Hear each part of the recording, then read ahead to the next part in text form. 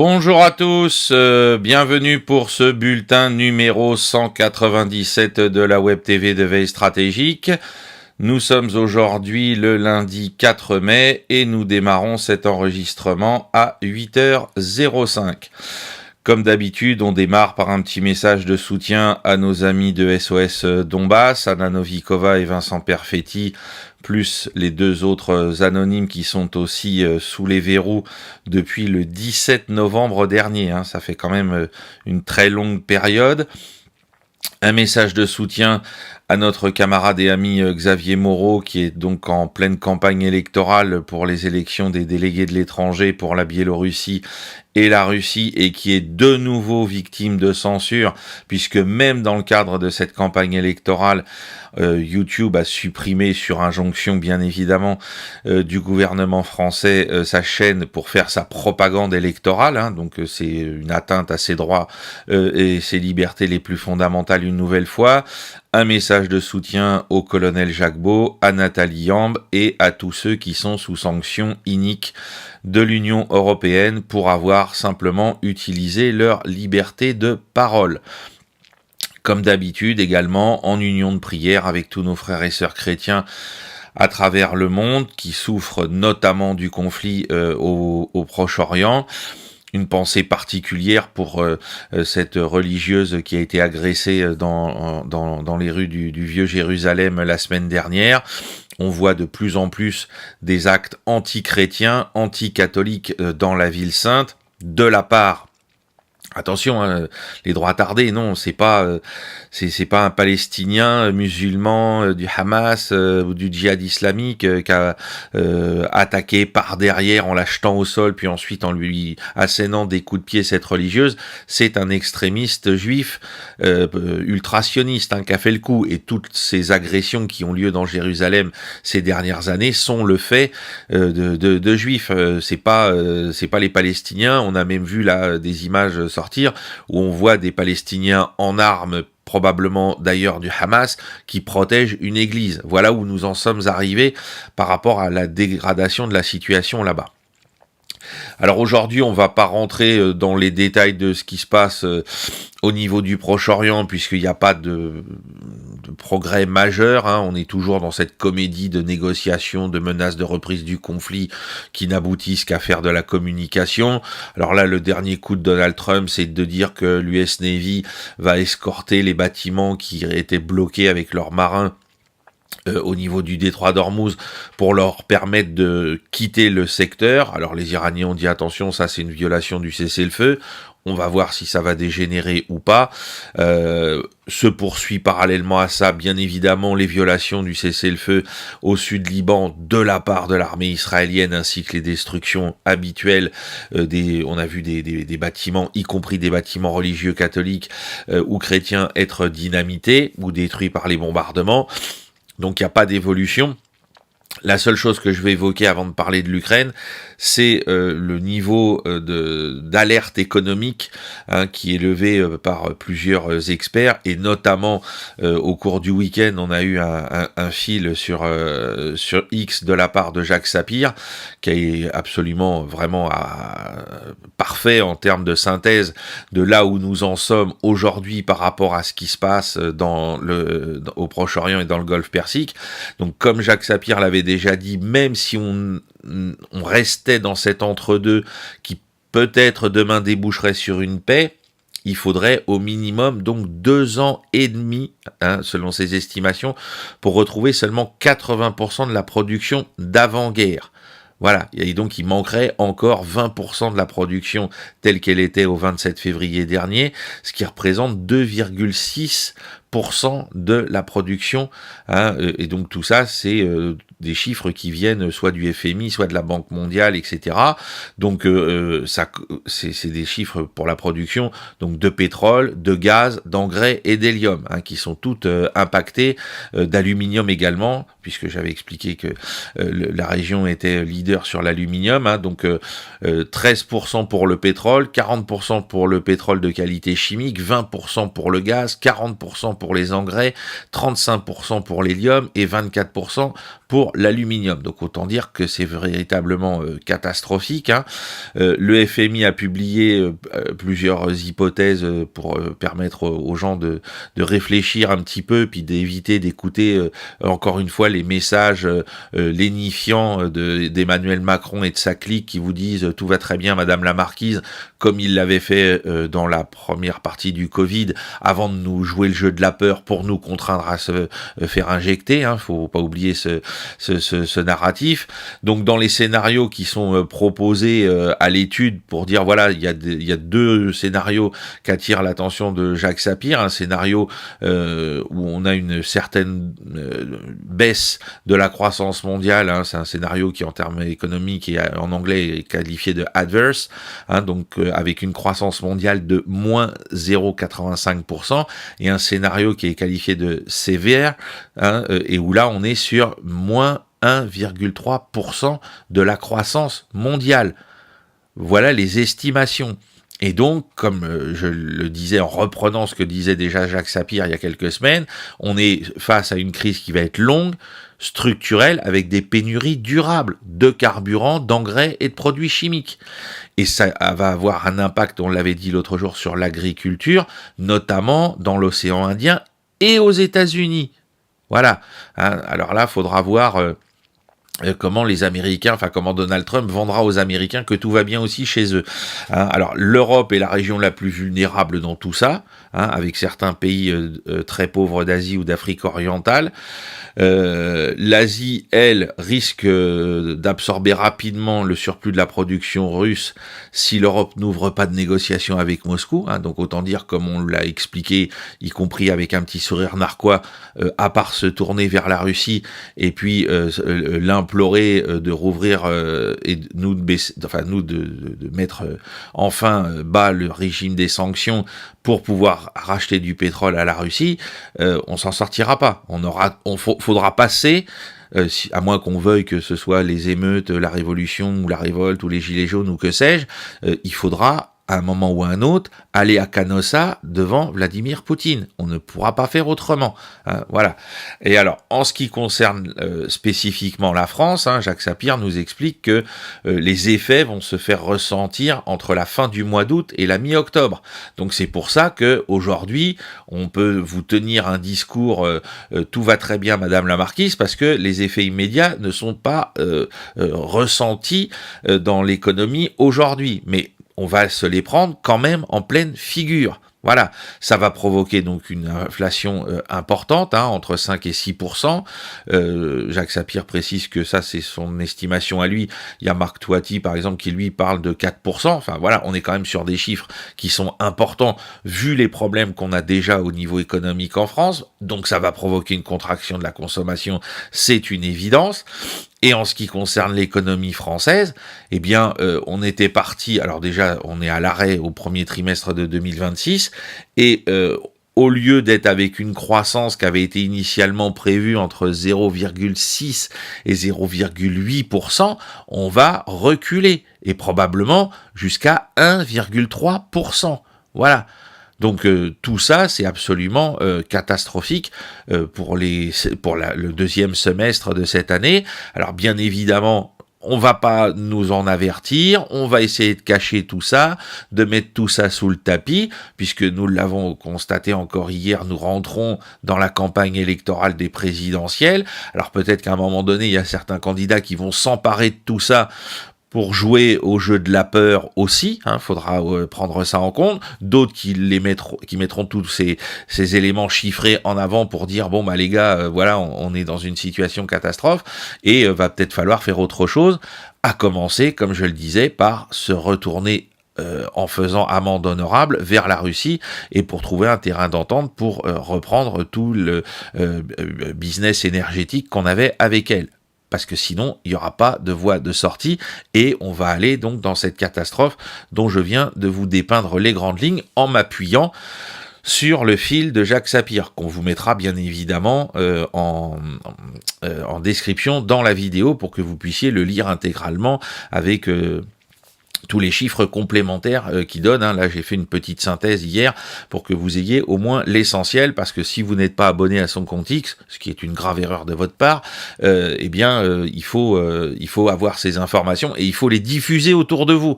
Ce qui est très important, comme d'habitude, c'est que ces informations circulent pour que autour de vous, les gens ne se laissent pas endormir comme ils se sont laissés endormir avec les histoires fumeuses autour du Covid.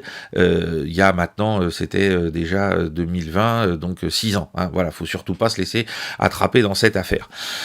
Voilà, donc je voulais quand même faire ce petit point introductif au niveau de l'économie, parce que ça me semble essentiel, parce que voilà, on est dans quelque chose de véritablement difficile, et Jacques Sapir insiste, j'allais oublier, sur le fait que ces estimations restent encore modérées par rapport à celles de certains de ses confrères, puisque certains parlent d'un retour à la normale pas avant 5 ans. Voilà, donc Jacques Sapir fait partie des gens qu'on peut qualifier de modérés dans la façon dont ils évaluent la gravité de la crise. Il y a des gens, eux, qui voient le scénario encore plus pessimiste que lui le voit aujourd'hui avec les éléments dont il dispose. Donc surtout, faites bien circuler tout ça. Alors avant de parler de l'Ukraine, donc comme d'habitude, quelques annonces. Vous le savez, on est sous Shadowban. Alors il paraît qu'il y a encore des gens qui commentent en disant ah bah non, c'est pas vrai parce que moi j'ai pas de problème. Alors oui, d'accord, c'est toujours pareil. Quand quelqu'un n'a pas de problème, il a du mal à croire que tous les autres autour de lui en aient un.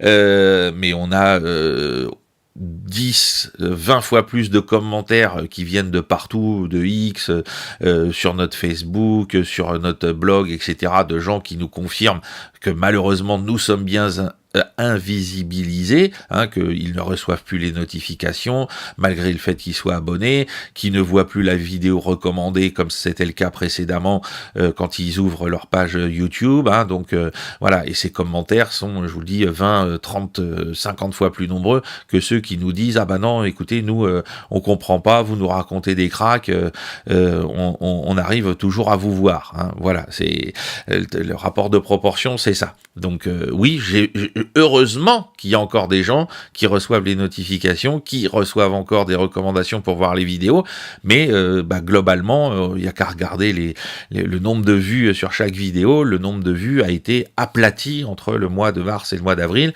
Alors là, sur celle de jeudi, il a un petit peu redécollé, tant mieux. Espérons que ça va reprendre, et puis espérons surtout que l'invisibilisation va cesser. Donc on a besoin de vous, parce que vous le savez, cette invisibilisation, c'est moins de ressources publicitaires, enfin moins de revenus publicitaires, donc moins de ressources pour nous, à commencer pour pouvoir me rémunérer, puisque vous le savez, et je le rappelle pour ceux qui l'avaient déjà entendu, et je l'annonce à ceux qui découvrent cette chaîne, étant donné que l'éducation nationale m'a mis au banc depuis 2022 et la parution de mon livre sur Mariupol, eh bien écoutez, et puis la fatwa qui s'en est suivie, la fatwa numérique, eh bien écoutez, moi j'ai plus de moyens de nourrir ma famille. Voilà, donc c'est où je fais ce que je fais sur YouTube, ou alors je peux même pas pointer au chômage, puisque j'ai pas le droit au chômage vu ma situation. Vous vous en doutez bien, j'ai eu le droit quelques mois après 2022, et puis ensuite c'était terminé. Donc aujourd'hui, c'est où je fais ce que je fais avec vous, et je peux me rémunérer grâce notamment aux revenus publicitaires, ou alors je suis sans aucune ressource alors que je suis encore père de famille de jeunes enfants. Voilà, j'ai rien à cacher, et voilà pourquoi à chaque fois on vous dit que c'est très important de nous soutenir. Donc merci à ceux qui s'abonnent à Patreon, parce qu'ils accèdent à du contenu supplémentaire tous les jours de la semaine, sauf le dimanche et les jours fériés. C'est pour ça que là, ce week-end, il n'y a rien eu depuis vendredi matin jusqu'à... il y aura quelque chose dans la matinée aujourd'hui. Merci à ceux qui nous font des dons ponctuels sur PayPal. Et merci à ceux qui utilisent le système du Super Thanks sur YouTube pour nous faire là également des dons ponctuels pendant qu'ils regardent cette vidéo. Donc on a besoin de vous parce que, encore une fois, hein, tout ça, c'est l'avenir de la chaîne. Hein. C'est-à-dire que moi, vous vous en doutez bien, si au bout d'un moment, mon niveau de rémunération est inférieur à mes besoins, je pourrais pas continuer à rester là 2 fois par semaine, plus tout le travail que j'abats pour faire vivre le blog, le Patreon et compagnie. Faudra bien que je retourne faire autre chose. Je sais pas, je trouverais bien. J'ai déjà fait 3 carrières professionnelles. J'en referai peut-être une 4e à 55 ans. Mais en tout cas, voilà, pour que je puisse continuer de travailler, que je puisse aussi continuer de rémunérer ceux qui collaborent en termes notamment de montage de ces vidéos pour les mettre en ligne, eh bien voilà, il faut continuer de nous soutenir en employant d'autres moyens si on se rend compte que YouTube est en baisse. On est déjà en train d'étudier tous les scénarios pour migrer sur d'autres plateformes, pour migrer sur Patreon. Pour le moment, ce qui emporte l'avis global, c'est qu'on va migrer sur Patreon. Hein, on garderait une vitrine avec YouTube et puis le cœur des bulletins serait diffusé directement sur notre Patreon. Mais vu que sur Patreon, il n'y a pas de publicité, ça signifierait qu'il faut vous abonner avec l'abonnement d'entrée à 50 €, ou non, 55 € par mois. Par an, pardon, par an, 55 € par an. Voilà, ça fait 5 € par mois. Voilà. Et puis enfin, comme d'habitude, un petit coup de publicité pour mon dernier ouvrage, hein, qui vous permet vraiment d'avoir une évaluation de l'état des forces armées américaines et de comprendre tout ce qu'on partage avec vous depuis plusieurs semaines, hein, sur le niveau faible des productions, des stocks, etc. Parce que entre le pognon de dingue que ça coûte et les moyens dont disposent les États-Unis, il y a une inadéquation qui fait qu'aujourd'hui, il y a plein de trous dans la raquette. Donc vous n'oubliez pas, The Book Edition, la fin de la domination américaine. Alors maintenant, on va parler de l'Ukraine. Alors on va parler de l'Ukraine avec une première depuis qu'on fait des bulletins, je crois. C'est que, étant donné qu'on était sur un week-end un petit peu prolongé, alors je sais pas, ça correspond pas forcément à tous les calendriers de la planète, mais néanmoins, il n'y avait pas de carte de mise à jour depuis le 1er mai. La dernière carte de mise à jour, vous la voyez, elle date du 2 mai. Alors 2 mai à 13h30 de l'après-midi aux États-Unis, donc ça veut dire le 2 mai au soir pour nous Européens. Et c'est celle du fameux Institute for the Study of War, hein, de Madame Kagan. Je rappelle, pour ceux qui suivent Veille Stratégique depuis sa naissance en 2018, que nous avons partagé jusqu'au printemps 2022, hein, y compris, je crois, tout le premier mois de la guerre en Ukraine, on l'a couvert en utilisant autant des sources russes que celles notamment de l'ISW, mais bon, vu que ce que racontait BFM, c'était la même chose que ce que racontait l'ISW, BFM ou LCI, hein, on a arrêté d'utiliser l'ISW comme source, puisque les gens l'avaient à la télé, ça ne servait à rien de servir de caisse de résonance. Mais là, j'ai été chercher leurs cartes. Alors, bien évidemment, leurs cartes, comme d'ailleurs celles de Southfront, hein, peuvent comporter des erreurs volontaires ou non quant à la progression des unités d'un camp ou d'un autre. Là, c'est pour vous dire en gros de quoi nous allons parler et de quel secteur nous allons parler aujourd'hui. Alors, vous le voyez, hein, on va parler... C'est encadré en rouge de tout ce qui se passe sur la frontière entre Soumy et Kharkov. Hein, c'est ce que moi j'appelle la bataille des frontières. Vous allez voir pourquoi je veux insister sur ce point-là, notamment parce qu'on en a un petit peu parlé dans le dernier bulletin, et puis bien évidemment de ce qui se passe toujours à Konstantinovka. Alors le week-end, hein, globalement au niveau des combats terrestres a été très limité en termes de gains ou de pertes de terrain de part et d'autre. On est sur des combats qui restent pour le moment avec quelques centaines de mètres d'avancée, notamment, on le verra dans Konstantinovka. Il y a eu beaucoup de frappes, hein, par contre, et notamment des frappes russes à nouveau sur les infrastructures logistiques ukrainiennes, hein, tout ce qui est port, rail, tout le secteur énergétique, le carburant et les industries de défense. Hein. On continue d'essayer de cibler ce qui est ciblable, hein, puisque je rappelle, les Ukrainiens ont utilisé la méthode que moi j'appelle celle d'Albert Speer, à savoir la décentralisation des chaînes de production dans plein d'endroits différents pour que s'il y a un endroit qui est frappé, vous n'ayez pas toute la chaîne qui soit anéantie parce qu'elle serait concentrée dans un même lieu géographiquement. Voilà, donc on verra, à part sur Konstantinovka, on n'a pas constaté de gains majeurs sur le terrain, même si on voit que les actions globalement de l'armée russe sur le terrain ce week-end se sont concentrées sur l'affaiblissement de certains axes logistiques ukrainiens pour faciliter leurs propres opérations offensives. Donc, on va tout de suite passer à la deuxième carte sur le secteur donc de Soumy et de Kharkov. Donc c'est toujours une carte de l'ISW, c'est toujours une carte qui a été mise à jour le 2 mai en fin de journée pour nous, hein, donc quand c'est 1h30 aux États-Unis, il est environ c'est 17h30, 18h chez nous, hein, c'est 19h30 pardon, à plus 6 puisque c'est le Eastern Time, donc il est 19h30 chez nous, hein. Donc pourquoi je voulais vous parler de ce secteur? Parce que vous le voyez, donc je l'ai divisé en 3 parties, hein. La partie 1 qui est au centre, encadrée en rouge, c'est le secteur de Soumy. La partie 2 qui est encadrée en jaune, c'est le secteur donc au nord de Kharkov, entre Kharkov et Belgorod. Et puis le secteur numéro 3 qui est le plus récent, hein, qui est tout en haut de la carte, encadré en orange.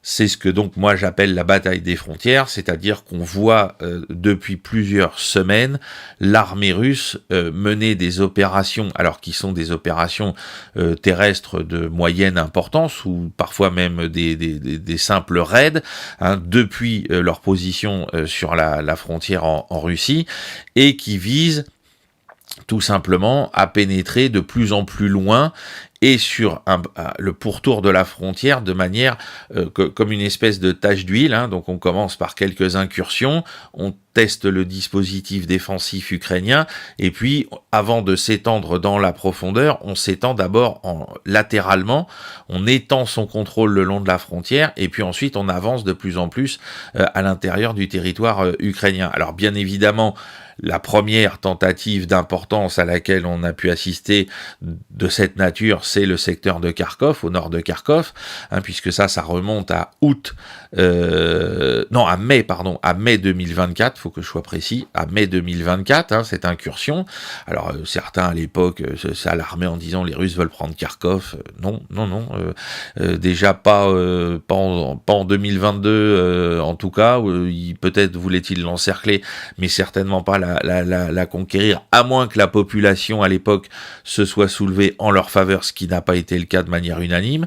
Il y a des gens qui étaient prêts à les accueillir en libérateurs, mais d'autres, y compris des russophones, puisqu'il y a beaucoup de russophones à Kharkov, qui n'étaient absolument pas d'accord avec l'invasion russe, donc qui l'ont manifesté. Donc là, l'idée, c'est vraiment de venir fixer à l'époque des réserves de l'armée ukrainienne le plus possible. Les Ukrainiens, vous le savez, eux ont répondu en attaquant depuis le secteur de Soumy en direction de Koursk et notamment de sa centrale nucléaire.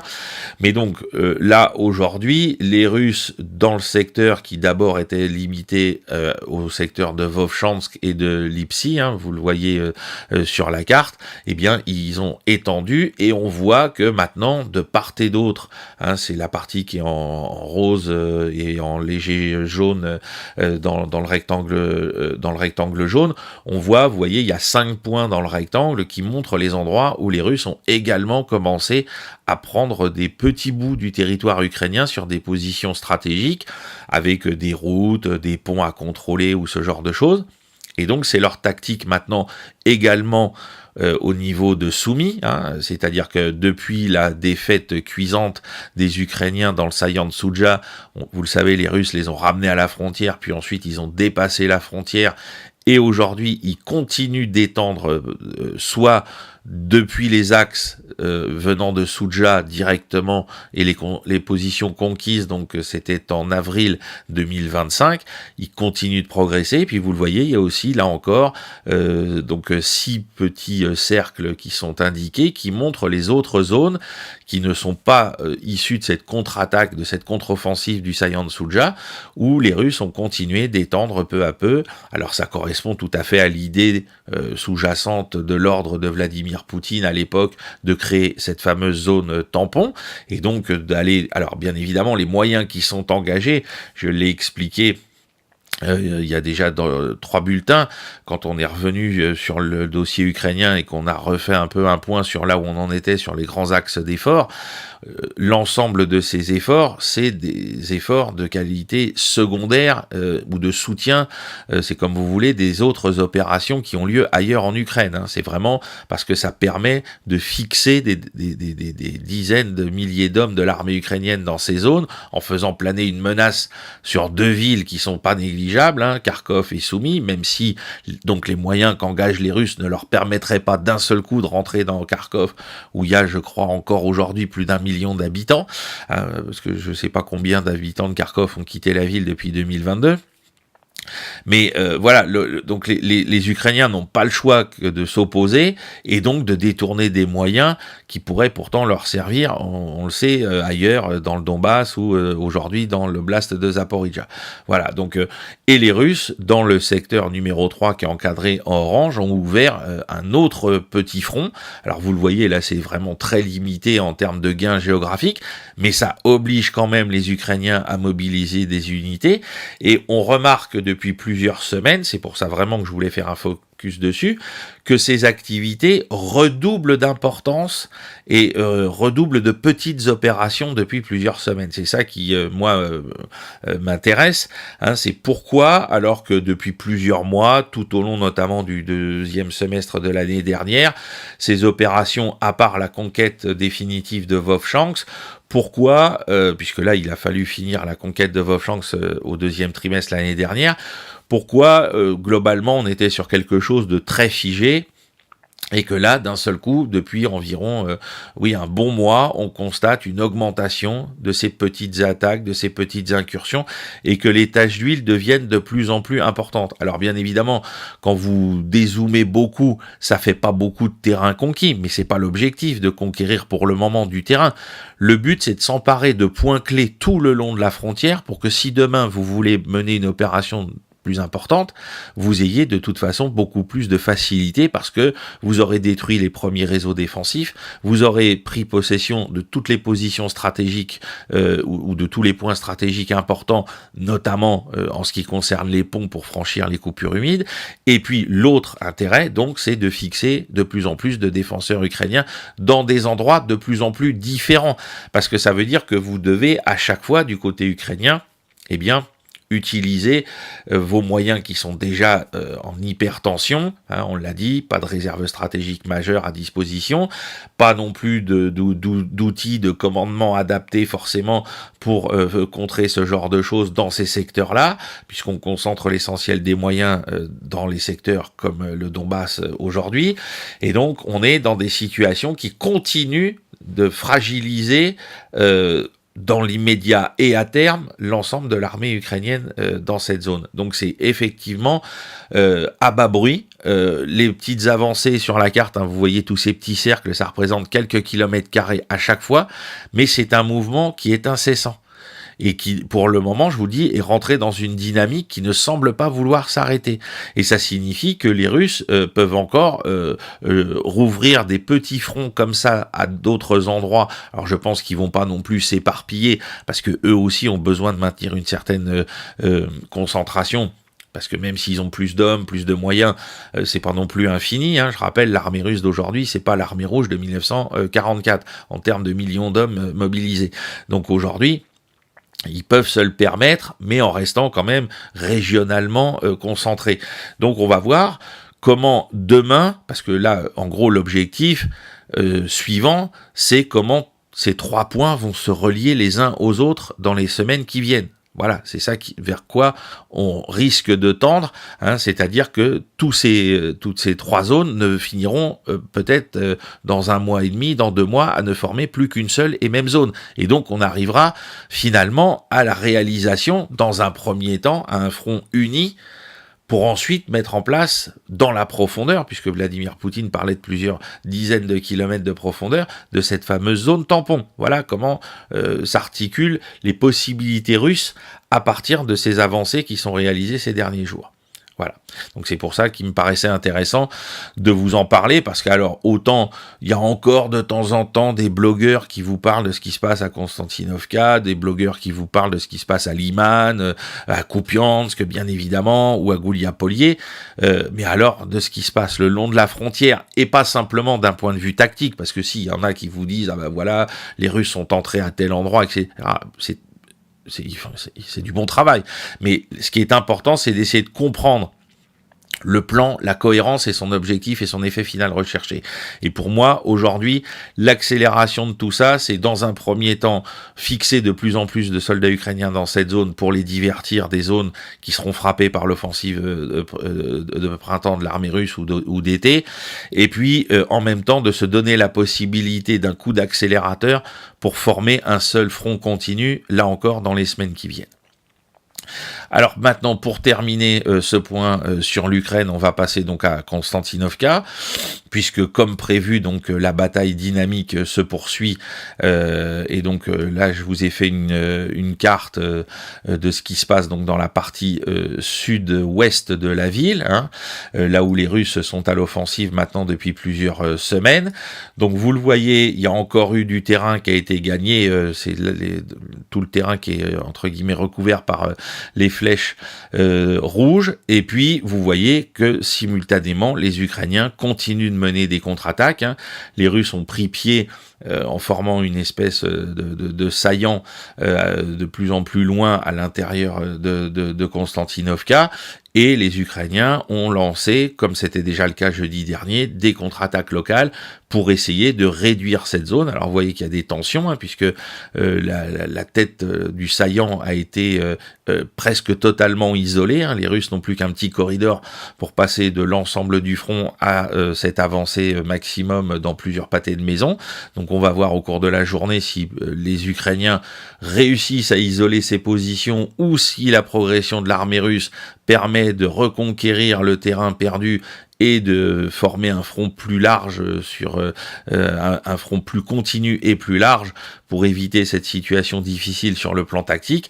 Mais en tout cas, par rapport à jeudi, vous le voyez, il y a encore eu quelques pâtés de maison supplémentaires dans la périphérie de Konstantinovka qui ont été conquis par l'armée russe, et on a toujours des moyens ukrainiens, semble-t-il, assez nombreux dans la garnison pour mener des contre-attaques locales et essayer d'enrayer cette progression constante de l'armée russe. Mais donc la bataille de Konstantinovka est en cours. Il n'y a pas eu, comme je vous l'annonçais jeudi, de pause.